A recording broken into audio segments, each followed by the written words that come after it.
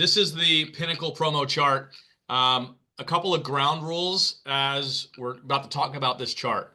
Number one, there are 3 buckets of income that everybody should be focused on if they want to build a business. Write these down. This is really important that you have a good understanding of this, not just for yourself, but you should be able to explain this because this is what leads to profitable business, short-term and long-term. The 3 buckets of income that every insurance broker should be thinking about. The first bucket is, of course, personal commissions. And that's where everybody comes into this business and starts, personal commissions. The biggest override you're ever going to get is on your own pen. If you haven't heard that, write that one down. It's true. So personal production is bucket 1. Bucket 2 income is coming from overrides from other leaders inside your organization.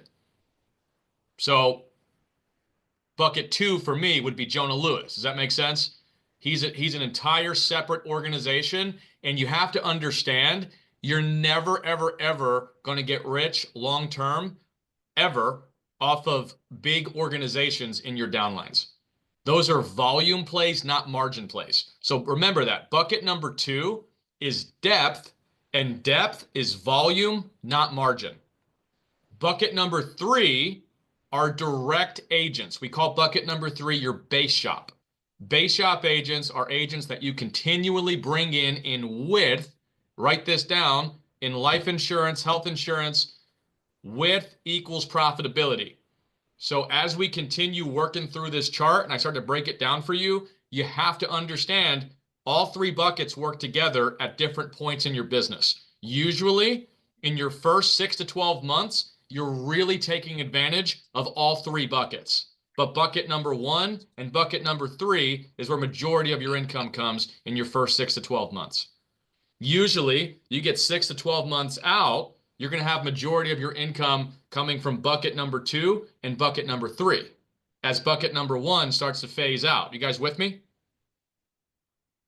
Where a lot of people go wrong in this industry, key in on this, they stop focusing on bucket number 3 once they have a sizable agency, and they only focus on bucket number 2. That will kill your profitability over time because the way a brokerage works is really simple. As teams inside your organization continually grow, your margin decreases on large teams inside your org.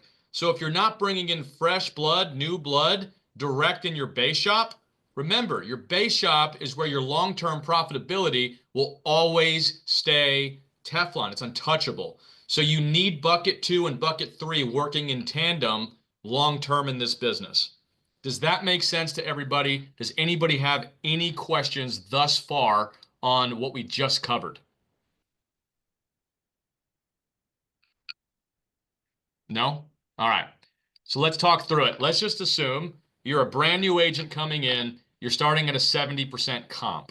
And let me just say, in case anybody does not realize this, at this point, this is the starting comp at the highest paid brokerages in the US right now.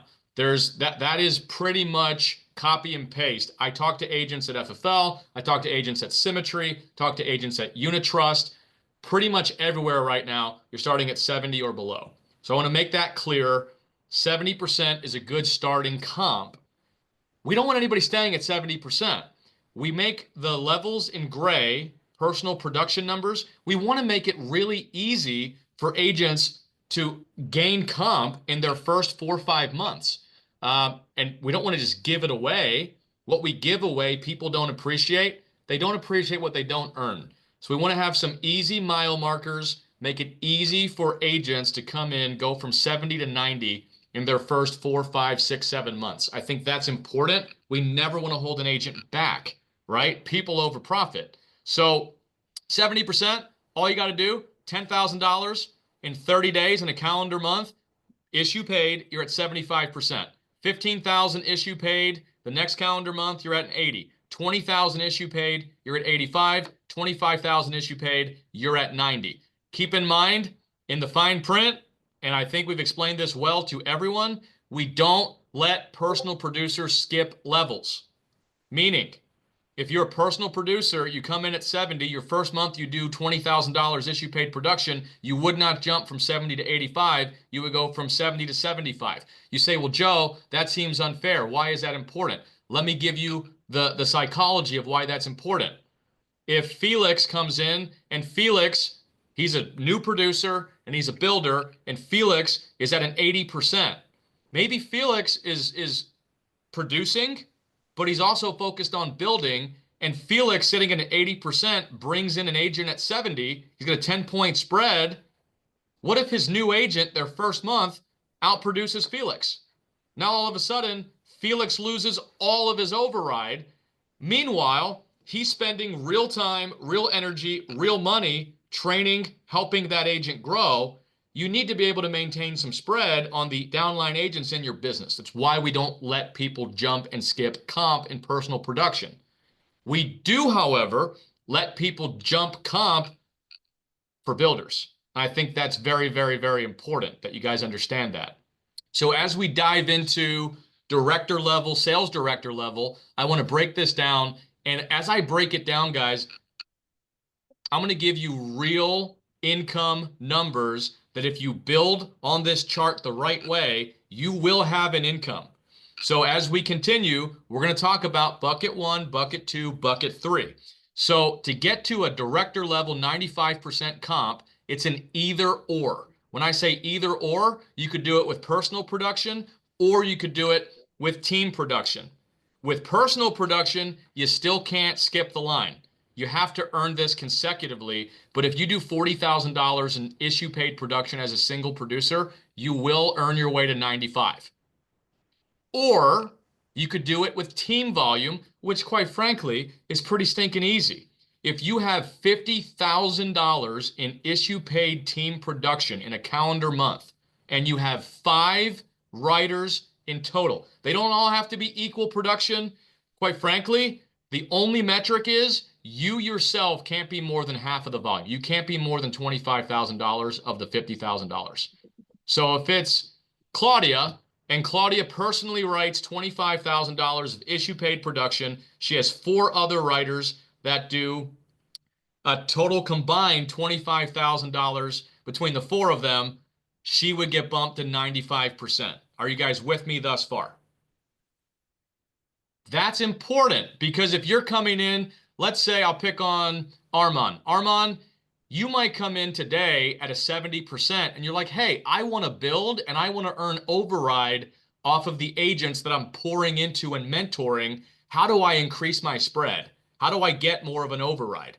The fastest way for you to get a good jump and a good override, get $50,000 in team volume with 4 writers with you. You'll be at a 95. And if all those agents are brand new to the space, they're at a 70. You got a 25-point spread overnight in your second month in the business. You guys follow me? Does that make sense? You're able to make good money on your personal pen at a 95% comp. You also have a good spread on the new agents that you're bringing in. They're getting what they need because you actually have enough spread to pour back into them. What's really hard in this business and what I lived through at a prior IMO was when you got a 5-point spread, a 10-point spread, I don't care how much of a humanitarian you are, you could only pour so much time, energy, and money back into agents before you're actually hurting yourself and your own business. So you need spread. Spread isn't so that you can be greedy. Spread is so that you can reinvest back into the systems, processes, staff, leads for your downlines and help them grow and produce more. As we look to the next level, sales director, here's all we ask. I'll use Claudia again as the example. If Claudia was a director, she earned her way to director level. In order for her to get promoted to a sales director, a couple things have to take place. Number 1, Claudia, one of the 4 agents that you had as directs in bucket 3 in your base shop, you need to reach down and help one of those people grow as a leader. This entire chart is based upon your upline should be helping you grow in the business. We want leaders to reproduce leaders. That's what an IMO is all about. if you're not trying to reproduce other leaders, you're always going to build width and you're never going to build depth. This business rewards both, and both need to be done in tandem. So, Claudia, you would want one of your 4 base shop agents to level up to a director. Because if one of your base shop agents levels up to a director, meaning they now get 4 downline agents and combined they're doing 50,000, you need to have, to get a sales director promotion, you and 4 agents and another director with 4 agents combined doing $100,000 in team volume. What does that do for you financially, Claudes? Here's what it does. Yes, your margin is going to get trimmed temporarily on the director that's alongside of you in your downline. You're only going to have a 5-point spread for a month or 2 on that team. However, you now are at 100% comp. The new base shop agents that you're bringing in, you got a 30-point spread on, and you can grow your team more efficiently because you're not the only leader leading by example. You've got another leader that's starting to grow alongside of you. Are you guys with me thus far? Now you're not just growing by addition, you're starting to grow by multiplication, which is where your long-term volume growth comes from. That's easy enough. When you want to go to regional director, check this out. This is where things start to get pretty good. All you have to do is create another director inside your downlines. At this point, you're a director with 4 direct agents. You've got 2 other directors with 4 agents under them. Combined, you're doing $150,000 in team volume. And here's what's cool. Your directors, the 2 girls that got promoted, they now have a really nice spread on their base shop agents. They can pour back in and mentor and train those agents and get those agents profitable. So the agents are winning. The directors, they've got a nice 25, 20, 15 point at most, or at least, spread on their downline. So they're starting to get good passive income coming from overrides. You, as a regional sales director, your margin just grew. You now have a 10-point spread on the other 2 directors in your business. That's $100K between the 2 of them. You got a 10-point spread from gross overrides. That's at least $10,000 a month in gross override. Obviously, we're not netting out chargebacks, advance, etc., but gross overrides. You guys with me thus far? In order to get to, let me just give you some math on that really quick. The goal with regional sales director at 105%. Number 1, obviously, you should still be personally producing at this level.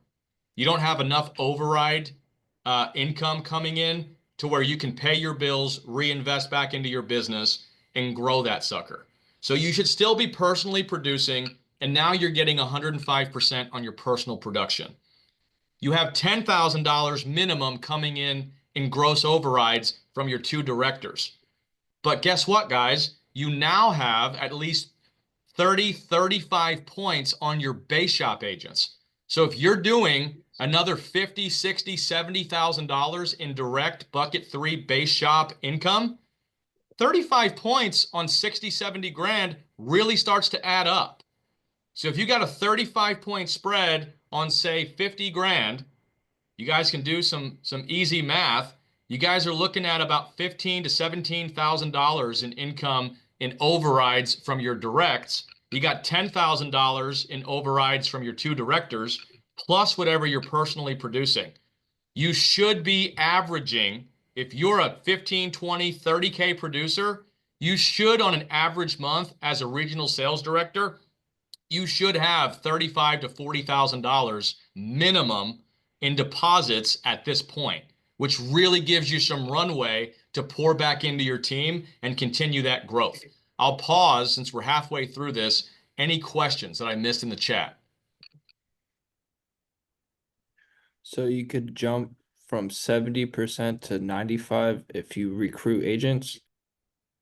Yeah, if you have $50,000 in team volume with 5 writers minimum, and you're not personally doing more than 25 of the 50, you would jump to a 95. And that's the only way to jump levels, correct? Well, you could earn them consecutively and get there. in 1, 2, 3, 4, 5 months. You could do it on your own pen in 5 months, but you could do it next month with team production. Does that Okay. make sense? Yes, definitely. Yeah, so I just thought you had to take it step by step. That so me, I'm at 70. If I brought five riders under me and we did the 50K together, I would jump automatically to 95. Yes, sir. If you issue pay $50,000 as a team, you're no more than $25,000 of that issue paid premium, and you have at least 5 writers issuing premium that month, you would jump to 95 the following month. Yes, sir. Thank you very much. That answered my question. Perfect. There are a couple in the chat. Skylar asked, with no team or no recruits, is the highest commission you can reach on your personal pen 100 level, no other writers needed? I'm going to give you guys the full answer on that. Per the comp grid, that's what we have in writing. The highest you can get is 100%. However, this is a case-by-case basis. And Skylar, what I mean by that is the goal with our comp grid is to give agencies protection. And the reason you need protection is because there's a lot of liability in this business. There's a lot of liability in this business. So one of the scariest places to be in this business is when you have single producers that come into your business. They're not building a team and they're writing 20, 30, 40K in business, and they start to trail you 5 points, 10 points. And the reason I'll just use Nick as an example because Nick wouldn't do this, right? Let's say Nick's just a single producer and I'm at 110% comp. And he's like, hey, I want to be at 105. If Nick writes $40,000 a month for 4 months and then for whatever reason leaves the business, I only had a 5-point spread on his business. That means I wasn't netting a whole lot of money off of Nick's production, which I didn't necessarily need to. But if he bounces, let's say it's 5 months of 40K, that's $200,000 in premium written under Nick. If 20% of his business charges back after he leaves and I can't track down Nick, I'm going to eat the debt, which is going to far surpass any override that I ever received from him. You guys with me thus far? The challenge with this is really when we have a top producer in their first 4, 5, 6, 7 months, because we don't know the quality of business yet. What I do and what I recommend you do, if let's say you're at a 110, 120, whatever comp you're at, if you've got big time producers that are putting in 40, 50, 60,000 a month of production, and we have enough runway to understand the quality of business and the quality of human being, meaning are they here for the long haul? Are they loyal? Are they putting in good quality business? If you have the room to give somebody a higher comp, I always do if I know it's not going to be a liability for my business. Does that make sense to you guys? I hope. So for instance, if I'm at a 145 and Jonah's direct to me and he's at 100% comp, but he's been with me for 12 months and he's got an 85% persistency and he consistently puts up $35,000 a month, I'm not greedy. I don't need to keep 45 points on Jonah. I'm going to go to Jonah and say, hey, Jonah, let's work on a promotion for you off the comp grid because this is a real business and we're dealing with real people and we need to treat it as such. Does that make sense to you guys? So the comp grid is built for profitability and protection. However, there are situations and circumstances where you're going to make deals off the comp grid with producers where you know it's safe and secure to do so. Give me a thumbs up if you guys understand what I'm trying to say here. Skylar, does that answer your question a little bit? Yes, sir. Thank you. I'm really particular about this, Skylar, because if you've been building in this business for any length of time, we've all been burned. We've all been burned by agents that come in, do bad quality business intentionally, and then bounce, and then you get left holding the bag. So I just want to see a track record of quality business and a good human being that's reliable. If I've got good quality business, a reliable producer and business partner, I'm not going to keep them at 100 forever. Of course not. Am I going to give them a 130? No, but I'm going to work with them to make sure they're getting paid more. Hopefully that helps a little bit. National Sales Director. This one is important. You guys are going to see a pattern as we work up this thing. The way that you're getting promoted is by, again, helping the leaders inside your organization level up. And as they level up, here's what's really cool. You're not losing money in our grid. In every other compensation grid that I've seen in the industry, you're almost incentivized to keep your people down.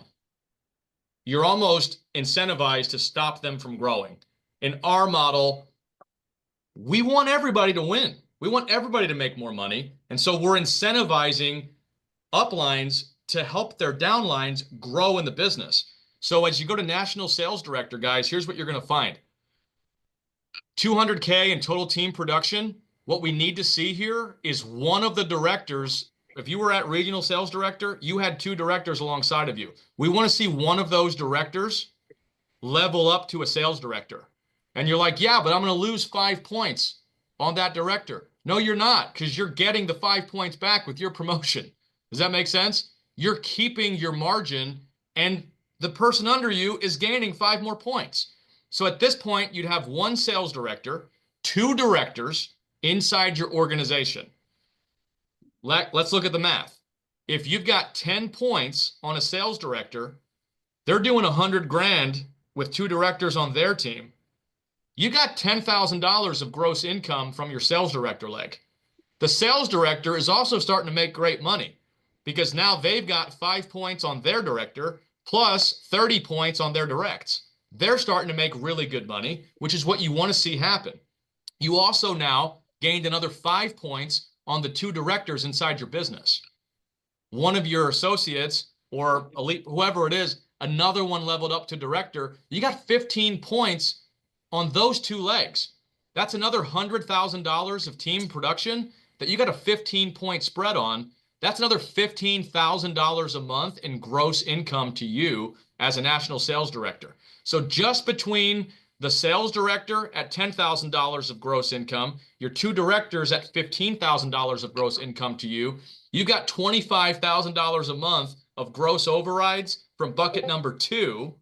But Felix, check this out. You're now at a 110, and you should still be hiring agents in bucket number 3, your base shop. You now have a 40-point spread on the new associates coming into your business. So if you're still maintaining $50,000, $60,000, $70,000, $100,000 in base shop, you're going to have $20,000, $30,000, $40,000, $50,000 a month in overrides from your base shop as well.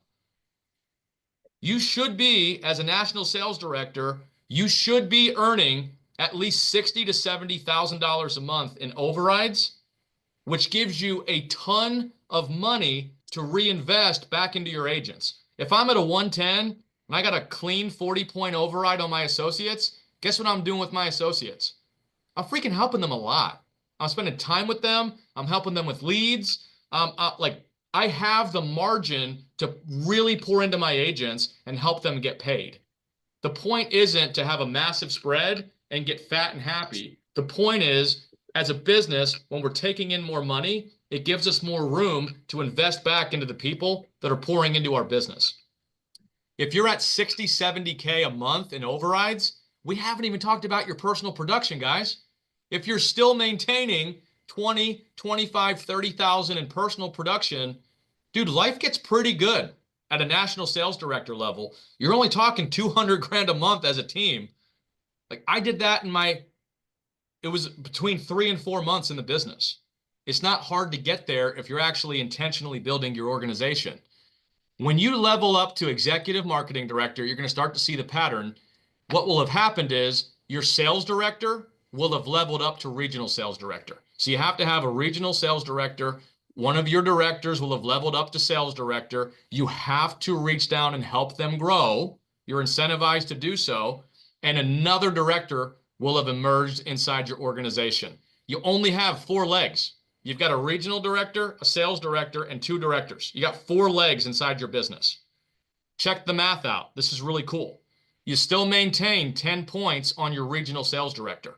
Meanwhile, your regional sales director, they're making the same $40,000, $50,000 a month that you were just a few months ago when you were at a regional sales director. So they're excited, they're growing, they're pouring into their downlines.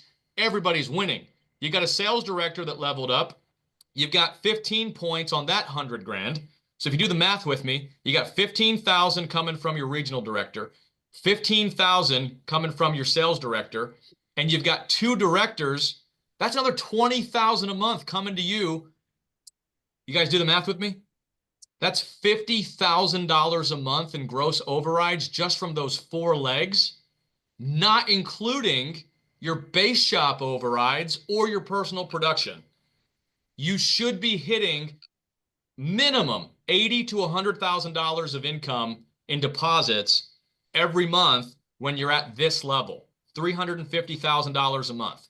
And some of y'all were at other IMOs with me. And if you were at other IMOs with me, then you know agencies at $350 a month and other IMOs, they're not making any freaking money. They're not making any money. And because they're not making any money, they don't have money to invest back into their agents, which affects the agent's profitability. This is a structure that allows everybody to make more money and everybody to win, and we win as a team. I get, Jonah, the question I get asked the most when I'm working through this grid, Joe, at what point do I stop personally producing?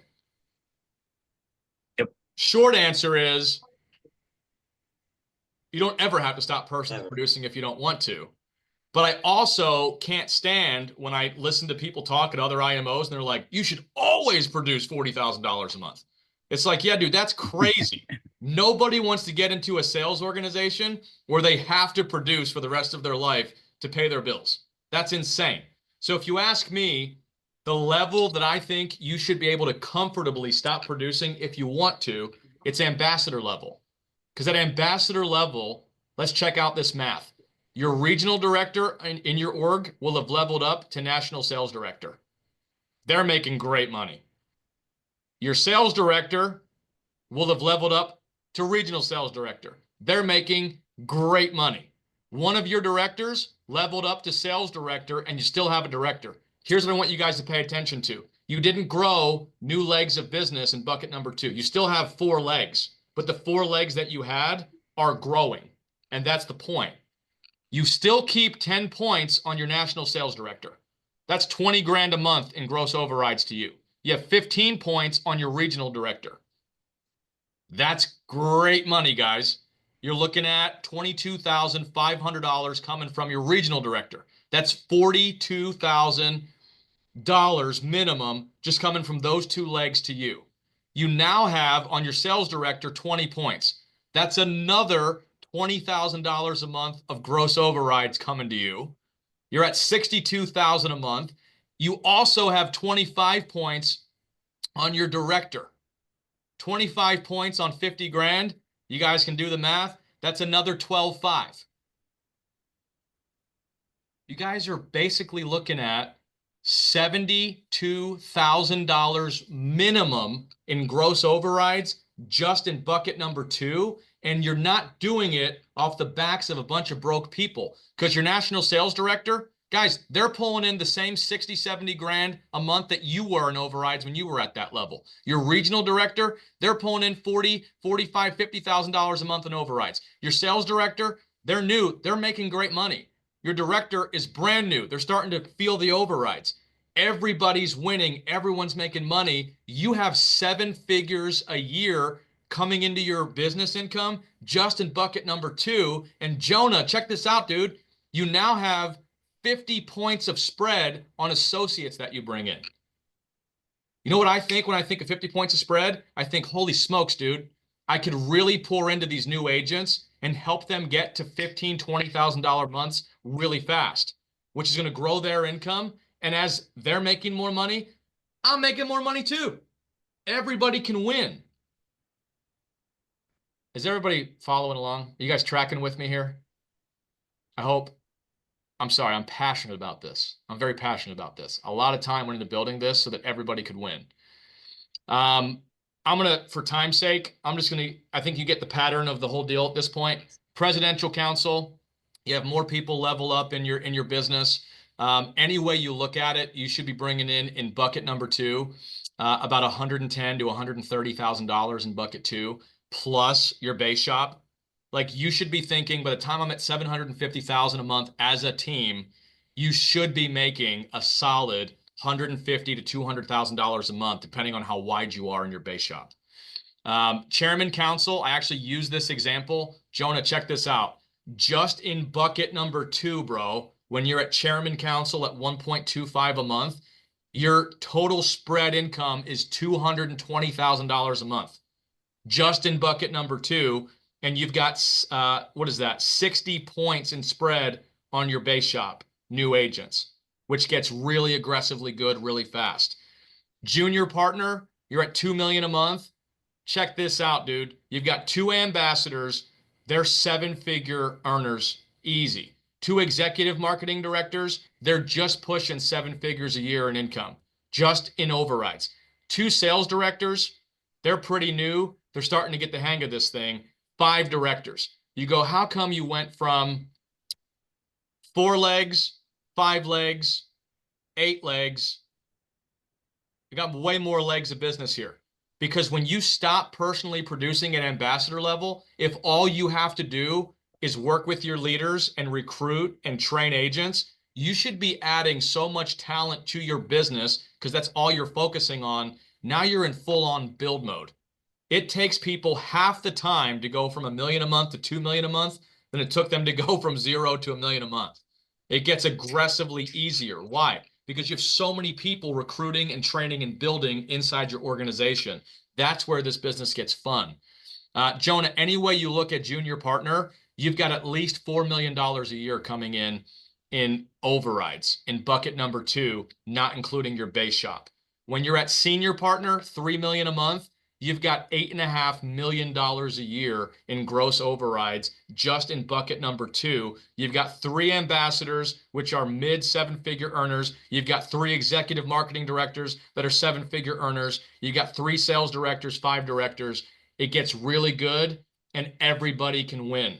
It's not at the expense of anybody up the chart. I hope that helped a lot, guys. I kind of spent the last 5 minutes, but ask me. Joe, Skylar asked a really good question. He said, overcoming the objection of another IMO is offering me 110% commission. I'm at an 85 commission. What would you say to that person? A lot of ways you can spin it. Here's the reality. I'll give you 2 answers. Number 1, it's just like when you're selling a client. Value has to exceed price tag. What are they getting with 110% comp? I've met thousands of agents and other IMOs that are at 100%, 105%, 110% plus, and they're making no money.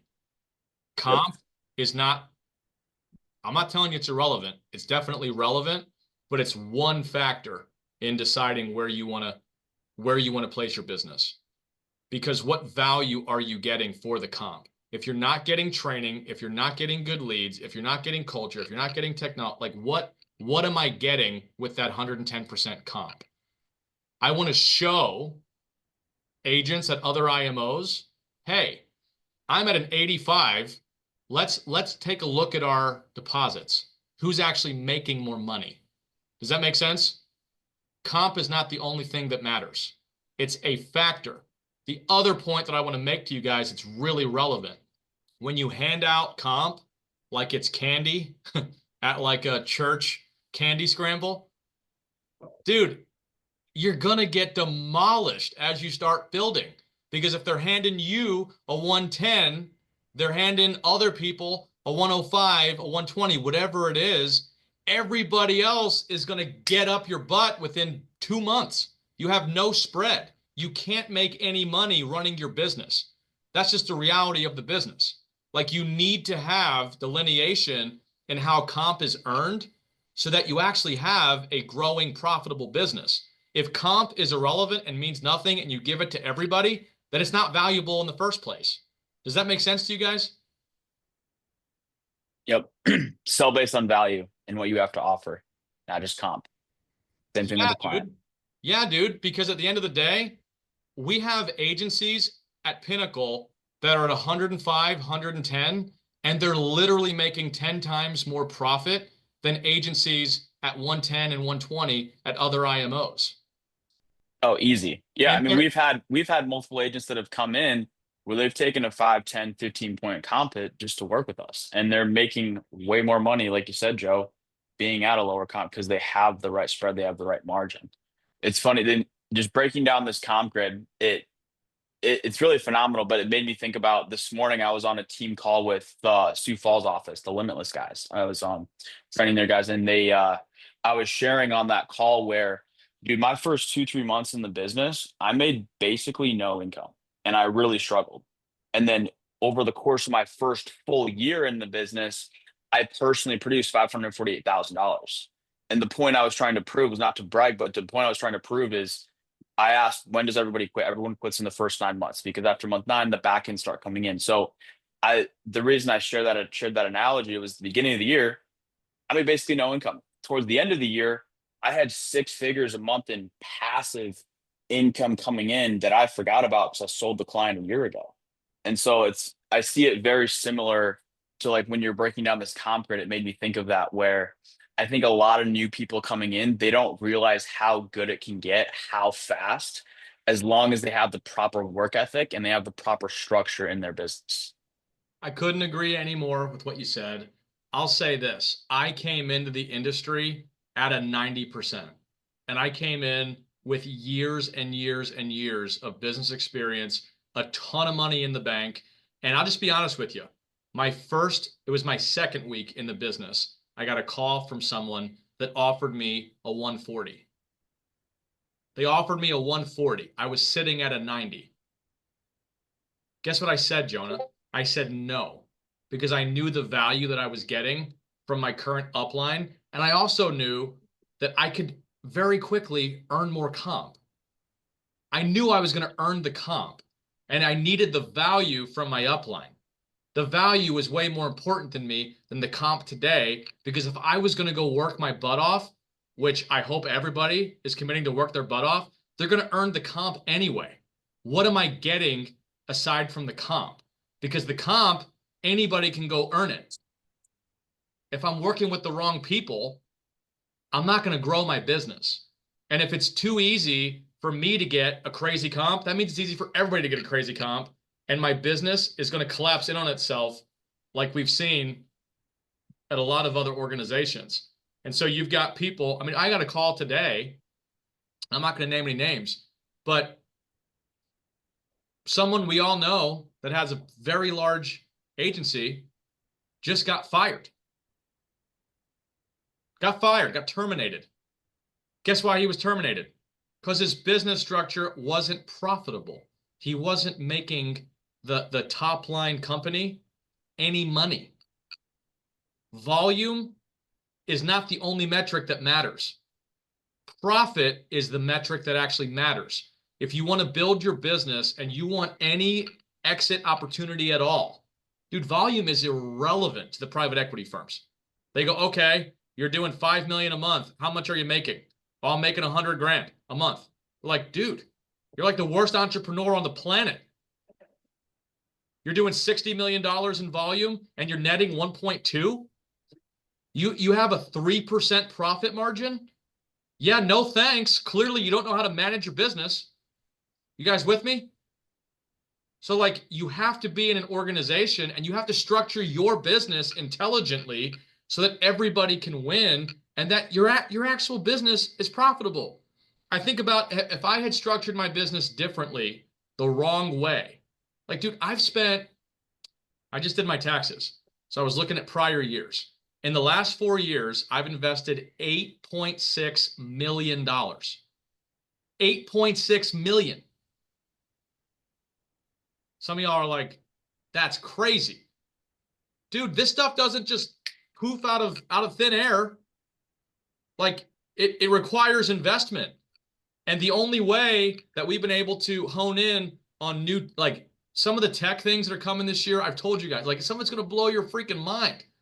Like some of this we've been working on for 10, 11, 12, 13 months, and I'm millions of dollars invested. That's going to help everybody grow their businesses. I'm not going to have a whole lot of upfront capital return on that, but it's a long-term investment because everybody's going to be more profitable, more volume growth. I'll make money long-term on it. That's great. But you have to have profit coming into your business if you want to grow your business, scale your business, and attract more people. So I hope that makes sense. Jonah, I am Absolutely. well over time, but I hope this was helpful. I'll let you guys close it out however you want, but I love you guys. I appreciate you. Let's keep growing. And by the way, guys, if somebody offers you a policy replacement lead, say no. No. See you All guys. right. Thank you, Joe. Bye.